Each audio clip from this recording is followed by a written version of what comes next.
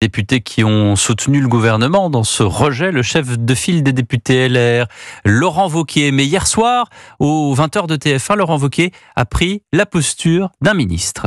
Ça fait un mois qu'on a travaillé pour identifier avec les parlementaires de la droite républicaine des économies supplémentaires pour qu'il y ait moins d'efforts à demander aux Français, et notamment aux retraités. Michel Barnier l'a accepté, ce qui me permet ce soir d'annoncer un certain nombre d'avancées, notamment pour les retraités. Annonce donc sur les revalorisations des retraites, comme s'il était dans le gouvernement. On en parle plus en détail juste après ce journal. Bonsoir Baptiste Morin. Bonsoir Pierre. Mais en attendant, c'est une bonne nouvelle pour les retraités. Oui, cela va se passer en 2 temps. Une première revalorisation aura lieu dès le 1er janvier pour tous les retraités, à hauteur de 0,9%, c'est-à-dire la moitié de l'inflation.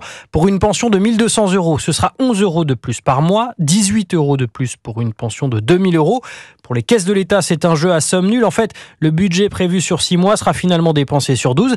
Ce qui va coûter, en revanche, c'est la deuxième revalorisation prévue au 1er juillet et expliquée ce matin sur France 2 par le ministre du Budget, Laurent Saint-Martin. Au 1er juillet 2025, il y aura un rattrapage pour toutes les retraites qui sont en dessous du niveau du SMIC pour qu'il n'y ait pas de perte de pouvoir d'achat et que ce soit l'équivalent d'une année indexée sur l'inflation complète pour ces retraités-là. Ce rattrapage concernera près d'un retraité sur 2.